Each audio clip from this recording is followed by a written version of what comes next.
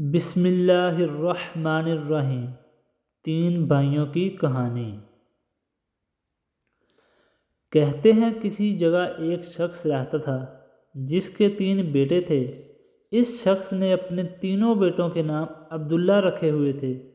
ایک دن وہ بیمار ہو گیا تو اس نے اپنے تینوں بیٹوں کو بلایا اور ان کو وصیت کی کہ عبداللہ کو وراثت ملے گی، عبداللہ کو وراثت نہیں ملے گی اور عبداللہ کو وراثت ملے گی۔ یہ کہہ کر وہ خالق حقیقی سے جا ملا۔ وہ خود تو فوت ہو گیا مگر اپنے بیٹوں کو حیرت میں ڈال گیا کہ کیسے فیصلہ کریں، کن 2 عبداللہ کو وراثت ملے گی اور کس ایک عبداللہ کو وراثت نہیں ملے گی۔ تینوں بھائیوں نے فیصلہ کیا کہ شہر جا کر قاضی صاحب سے اپنا مسئلہ بیان کریں اور اس سے کوئی حل مانگیں۔ تینوں بھائی شہر کی طرف قاضی کے پاس چل پڑے۔ راستے میں انہوں نے ایک ایسے شخص کو دیکھا جو اپنی کسی گم شدہ چیز کو تلاش کرتا پھر رہا تھا۔ ان بھائیوں کے پوچھنے پر اس نے بتایا کہ اس کی اونٹنی گم ہو گئی ہے جسے وہ تلاش کرتا پھر رہا ہے۔ کسی ایک عبداللہ نے پوچھا کہ کیا تیری اونٹنی ایک آنکھ سے کانی تھی؟ تو اس آدمی نے فوراً کہا ہاں ہاں ایسا ہی تھا۔ دوسرے عبداللہ نے پوچھا کیا تیری اونٹنی ایک ٹانگ سے لنگڑی تھی؟ تو اس نے پھر جلدی سے کہا ہاں بالکل ایسا ہی ہے، میری اونٹنی ایک ٹانگ سے لنگڑی تھی۔ پھر تیسرے عبداللہ نے اونٹنی کے مالک سے پوچھا کہ کیا تیری اونٹنی کی دم کٹی ہوئی تھی؟ تو اس نے فوراً جواب دیا کہ ہاں میری اونٹنی کی دم کٹی ہوئی تھی، بس اب جلدی سے بتا دو کہ میری اونٹنی کہاں ہے۔ تینوں عبداللہ نے مل کر جواب دیا کہ باخدا ہمیں آپ کی اونٹنی کی کوئی خبر نہیں ہے، ہم نے اسے ہرگز نہیں دیکھا۔ اونٹنی کا مالک ان کی یہ بات سن کر غصے سے پاگل ہو گیا۔ اس نے فیصلہ کیا کہ ان تینوں کو قاضی کے پاس لے جائے گا۔ اسے پورا یقین تھا کہ اس کی اونٹنی کو یہ تینوں ذبح کر کے کھا چکے ہیں اور اب اپنے جرم کو چھپانے کے لیے جھوٹ بول رہے ہیں۔ اونٹنی والے نے جب تینوں کو اپنا ارادہ بتایا تو انہوں نے کہا کہ ہمیں کوئی اعتراض نہیں ہے کیونکہ ہم خود بھی قاضی صاحب کے پاس جا ہی رہے ہیں۔ جب یہ چاروں قاضی کے پاس پہنچے تو اونٹنی والے نے قاضی صاحب سے اپنا قصہ بیان کیا تو قاضی صاحب نے ان سے کہا کہ جس طرح تم تینوں نے اونٹنی کی نشانیاں بتائی ہیں اس کا ایک ہی نتیجہ نکلتا ہے کہ اونٹنی تم تینوں کے پاس ہے۔ بہتر ہے کہ تم تینوں اپنے جرم کا اعتراف کر لو۔ ایک عبداللہ نے کہا قاضی صاحب ہم نے اونٹنی تو نہیں دیکھی تھی، ہاں البتہ اونٹنی کے آثار ضرور دیکھے تھے۔ جب میں نے اسے کہا تھا کہ کیا تمہاری اونٹنی ایک آنکھ سے کانی ہے تو میں نے دیکھا تھا کہ راستے کے ایک طرف کا گھاس تو خوب چرا ہوا تھا، تو اس کا ایک ہی مطلب تھا کہ اونٹنی ایک آنکھ سے کانی ہوگی۔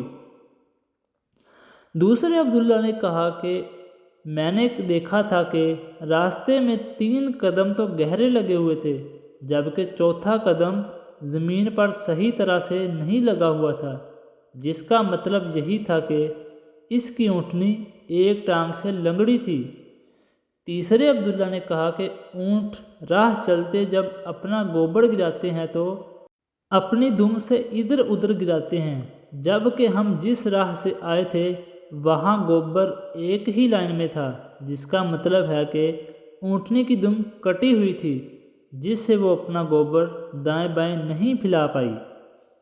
قاضی صاحب نے اسی وقت فیصلہ سنایا اور اس آدمی سے کہا کہ تم جا سکتے ہو، تمہاری اونٹنی ان کے پاس نہیں ہے اور نہ ہی انہوں نے اسے دیکھا ہے۔ اونٹنی والے کے جانے کے بعد تینوں بھائیوں نے قاضی صاحب کو اپنا قصہ بیان کیا، جسے سن کر قاضی بہت حیران ہوا اور ان تینوں بھائیوں سے کہا کہ تم آج رات مہمان خانے میں رہو، میں کل سوچ کر تم کو بتاؤں گا۔ تینوں بھائی مہمان خانے میں جا کر ٹھہرے تو انہوں نے محسوس کیا کہ ان کی نگرانی کی جا رہی ہے۔ کچھ دیر کے بعد ان کے لیے کھانا لایا گیا جو گوشت اور روٹی پر مشتمل تھا۔ پہلے نے کھانے کو دیکھتے ہی کہا کہ یہ سالن کتے کا گوشت کا ہے۔ دوسرے نے کہا جس عورت نے روٹی پکائی ہے وہ حمل کے ساتھ پورے دنوں میں ہے۔ تیسرے نے کہا کہ یہ قاضی حرام کی اولاد ہے۔ قاضی صاحب تک یہ بات پہنچ گئی۔ قاضی صاحب نے تینوں بھائیوں کو طلب کر لیا اور تینوں بھائیوں سے مخاطب ہو کر کہا کہ تم میں سے کس کس نے کہا تھا کہ یہ کتے کا گوشت ہے؟ پہلا بولا میں نے کہا تھا۔ قاضی نے باورچی کو بلایا اور اس سے پوچھا تو اس نے اعتراف کیا کہ پکانے کو کچھ نہ تھا، اس لیے میں نے کتا مار کر پکا دیا۔ تو قاضی نے پہلے عبداللہ سے پوچھا کہ تم کو کیسے پتہ چلا کہ یہ گوشت کتے کا ہے؟ اس نے بتایا کہ گائے، اونٹ اور بکری کے گوشت کے نیچے چربی لگی ہوئی ہوتی ہے، جبکہ یہ سارا چربی نما تھا جس کے نیچے کہیں کہیں گوشت لگا ہوا تھا۔ تو قاضی صاحب نے کہا کہ تم وہ عبداللہ جسے وراثت میں حصہ ملے گا۔ قاضی نے پھر ان سے مخاطب ہو کر کہا کہ تم میں سے وہ کون ہے جس نے یہ کہا تھا کہ روٹی پکانے والی 9 ماہ کے پورے حمل سے ہے؟ تو جواب میں دوسرے نے کہا کہ میں ہوں جس نے یہ کہا تھا۔ تو قاضی نے اس سے پوچھا کہ تم کو کیسے پتہ چلا؟ تو اس نے کہا کہ میں نے دیکھا کہ روٹی ایک طرف سے خوب پکی ہوئی ہے جبکہ دوسری طرف سے موٹی اور کچی ہے، اسی لیے مجھے پتہ چلا کہ روٹی پکانے والی عورت حمل سے ہے، اس لیے اس سے تکلیف کے مارے زیادہ جھکا نہیں جاتا اور وہ سامنے کی چیز بھی نہیں دیکھ پا رہی، جس کا مطلب ہے کہ عورت حاملہ ہے اور روٹی بنانے میں تکلیف محسوس کرتی ہے۔ تو قاضی نے دوسرے سے کہا کہ تم کو بھی وراثت میں حصہ ملے گا۔ پھر قاضی نے ان سے مخاطب ہو کر کہا کہ کس نے کہا تھا کہ میں حرام کی اولاد ہوں؟ تیسرے نے جواب دیا یہ میں نے کہا تھا۔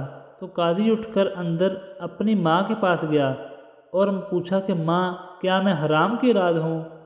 تو اس کی ماں نے کہا کہ یہ بات سچ ہے، تم حرام کی اولاد ہو۔ قاضی نے تیسرے عبداللہ سے پوچھا کہ تم کو یہ کیسے معلوم ہوا کہ میں حرامی ہوں؟